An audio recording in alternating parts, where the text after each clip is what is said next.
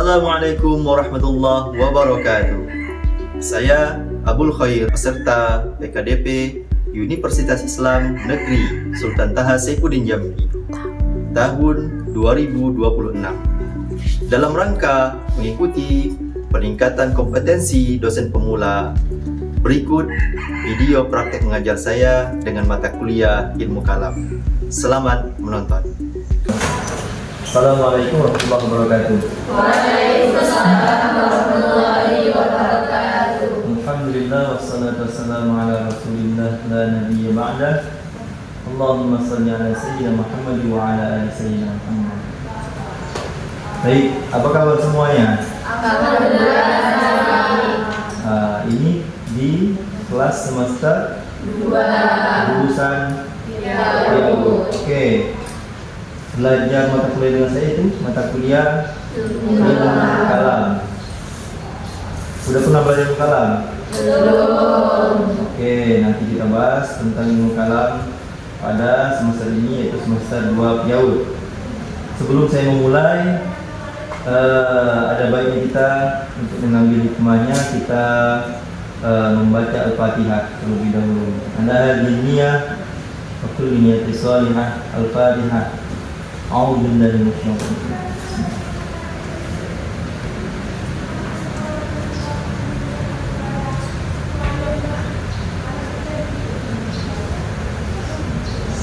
Oke. Apa hadir semuanya? Hadir. Ada yang izin? Tidak ada. Tidak ada, berarti hadir semua ya? Ya. Ilmu kalam yaitu, kalau secara bahasa itu ilmu kalam. Kalam artinya berkata-kata ataupun pembicaraan. Karena pada masa kalangan sahabat dulu atau kalangan ulama-ulama dahulu, mereka berdebat dengan logika ataupun kalam, maka dinamakanlah dia ilmu kalam. Namun secara pengertian ilmu kalamnya yang luas, itu disiplin ilmu yang membahas tentang atau mengkaji tentang akidah atau keyakinan dengan menggunakan dalil akli atau logika.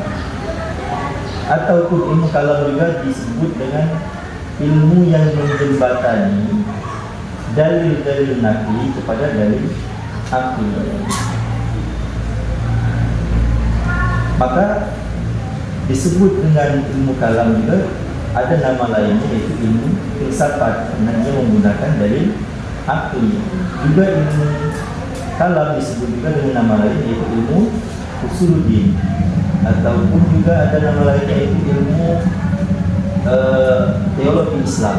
Karena di dalam ilmu kalam nanti ada beberapa teologi ataupun pemikiran tentang Islam yang nanti akan kita bahas pada pertemuan selanjutnya.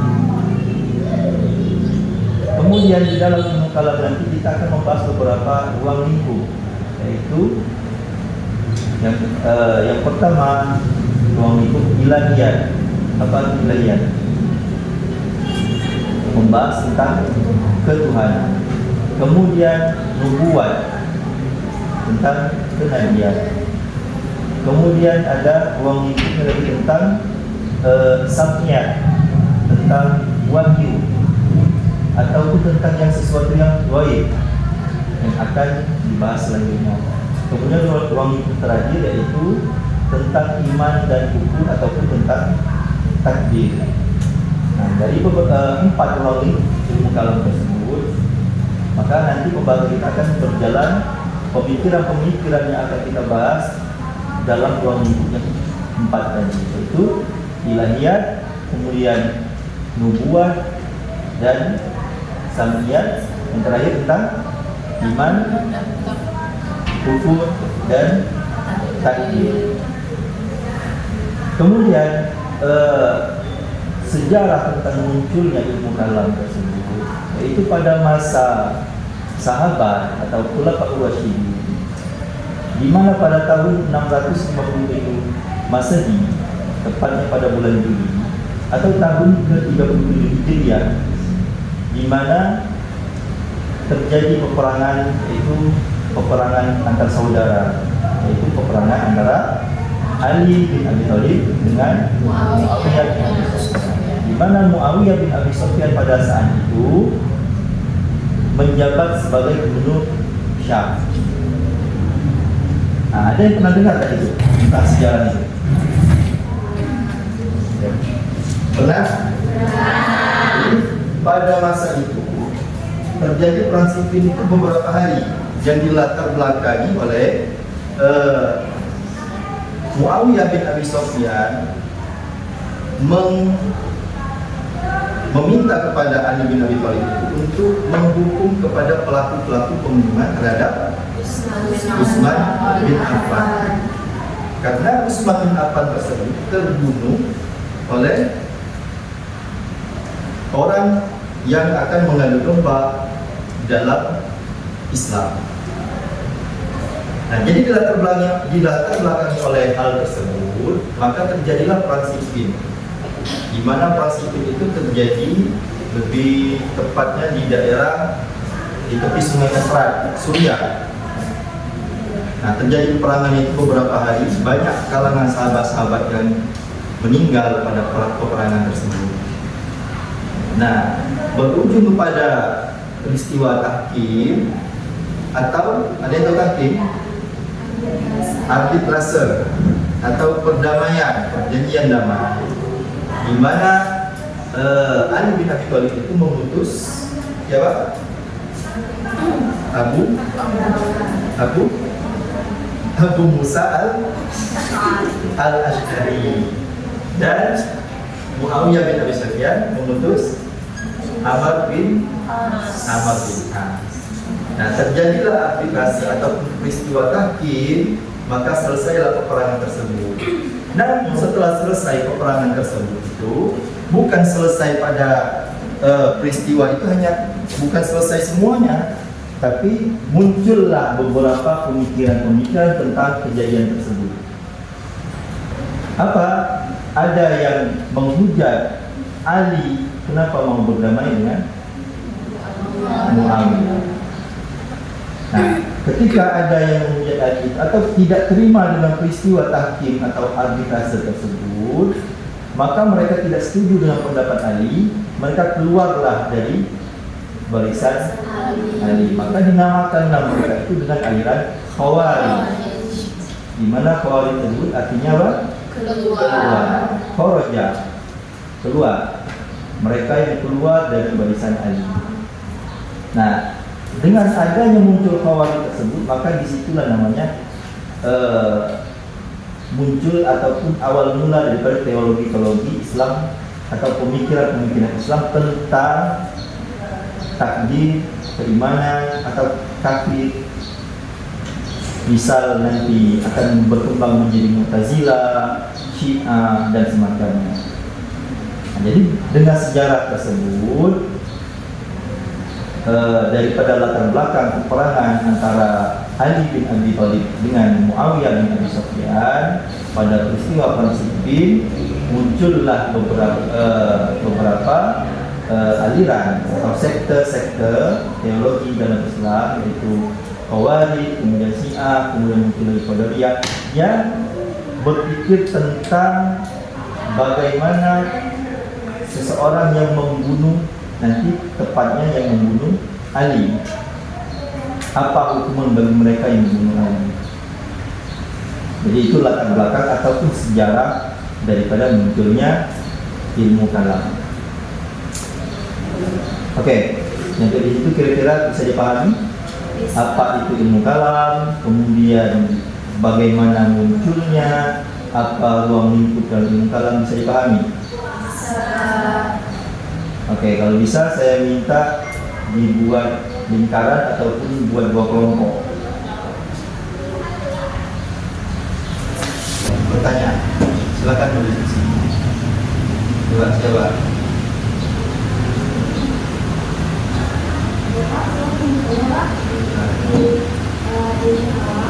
Berdiri. ilmu kalam? Pertanyaan saya itu,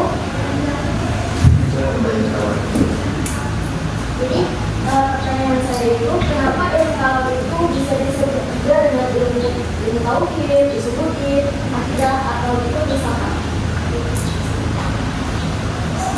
Oke, pertanyaannya kenapa ilmu kalam itu juga dinamakan dengan ilmu tauhid, ilmu usuluddin, atau ilmu filsafat dan semacamnya? Ada yang bisa jawab? Oke, silakan. Jadi saya akan mencoba menjawab pertanyaan dari saudari Siska tadi yang pertanyaannya mengapa ilmu kalam itu disebut juga sebagai ilmu tauhid, ilmu akidah, ilmu usuluddin dan juga ilmu filsafat ya tadi juga. Nah, jadi mengapa ilmu kalam itu juga disebut sebagai ilmu tauhid? Karena tadi ilmu kalam itu juga membahas tentang ilmu tauhid itu juga membahas tentang keesaan Allah Subhanahu wa Ta'ala. Sedangkan mengapa disebut sebagai ilmu akidah? Karena juga sebagai ilmu akidah karena ilmu ini membahas hal-hal yang harus diyakini oleh seorang muslim. Sedangkan juga disebut sebagai ilmu usuluddin karena ilmu ini membahas dasar-dasar atau pokok-pokok agama Islam. Dan juga disebut sebagai ilmu filsafat kenapa? Karena juga dalam ilmu ini kita kan harus menggunakan akal dan logika. Jadi itulah kenapa disebut sebagai ilmu filsafat. Itu dari saya. Ada yang menanggapi? Bapak kami dari Bapak yang disebutkan saya ini menambahkan sedikit dari saudari Biji tadi. Nah, jika kenapa ilmu kalam itu disebut sebagai ilmu akidah, ilmu tauhid disebut dengan ilmu filsafat. Nah, ilmu kalam disebut dengan ilmu akidah karena ilmu kalam tersebut itu membahas tentang keyakinan terhadap Allah tentang apa yang harus kita imani. Nah, yang kedua, mengapa ilmu kalam itu disebut dengan ilmu tauhid? Karena ilmu tauhid disebut karena pada ilmu kalam menjelaskan tentang keesaan Tuhan, bagaimana cara kita itu beriman kepada Allah. Itu yang ketiga, mengapa ilmu kalam disebut dengan ilmu usuluddin? Karena di ilmu kalam untuk belajar tentang dasar-dasar agama seperti bagaimana beriman kepada Allah, bagaimana beriman kepada malaikat, kepada Rasul dan sebagainya. Nah, yang terakhir, mengapa ilmu kalam disebut dengan ilmu filsafat? Karena ilmu kalam mengajarkan kita untuk berpikir secara logika, akal, dan juga argumen rasional. Terima kasih. Baik, terima kasih. Ada lagi?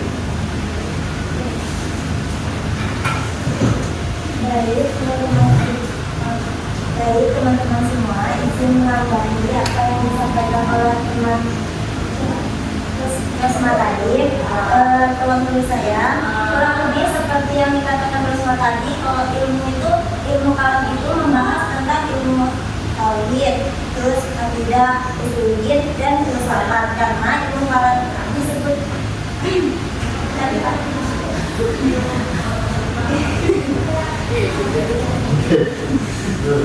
karena ilmu kalam itu disebut ilmu akidah karena dia itu mempelajari keyakinan dan keimanan seorang muslim terhadap Allah, seperti iman kepada Allah, iman kepada malaikat, sifat-sifatnya seperti itu. Terus dia juga disebut ilmu tauhid karena salah satu pembahasannya juga membahas tentang keesaan dan sifat-sifatnya. Pakat itu. Terus disebut ilmu usuluddin karena dia itu membahas pokok-pokok ajaran agama Islam. Terus dia itu juga menjadi landasan utama bagi keimanan seseorang. Disebut ilmu filsafat, dia juga karena ilmu ini membahas tentang akal dan pemikiran kita terhadap pemikiran yang rasional untuk menjelaskan serta mempertahankan ajaran Islam. Nah, ilmu kalam itu disebut dengan berbagai nama karena di dalam pembahasannya itu dia itu membahas tentang hal yang berbeda-beda, tetapi semuanya itu menyatu seperti itu. Itu Pak. Atas semuanya semua. Oke, kesimpulannya yaitu bahwasanya ilmu kalam itu dan sesuai dengan namanya tadi ilmu yang membahas atau yang mengkaji tentang akidah atau keyakinan keyakinan di dalam agama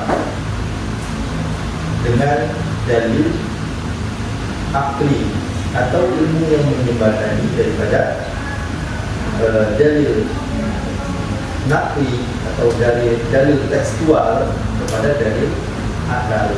Itu ilmu kalam yang menjembatani hal tersebut. Dengan latar belakang yang ada, nanti di dalam ilmu kalam ada beberapa pemikiran ataupun teologi yang akan muncul yang akan kita bahas di pertemuan selanjutnya.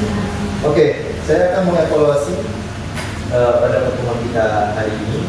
Saya minta kepada semua kalian memegang satu lembar kertas, nanti dibuat di situ jawabannya dan silakan dikumpulkan. Pertanyaannya, siap? Siapa? Yaitu apa persamaan dari ilmu kalam, ilmu tauhid, ilmu usuluddin, dan ilmu akidah. Oke. Mungkin sampai dari itu pertemuan kita pada hari ini. Mudah-mudahan kita ada kesempatan di hari selanjutnya dengan membahas ilmu kalam lebih dalam lagi. Sampai begitu, assalamualaikum warahmatullahi wabarakatuh. Waalaikumsalam.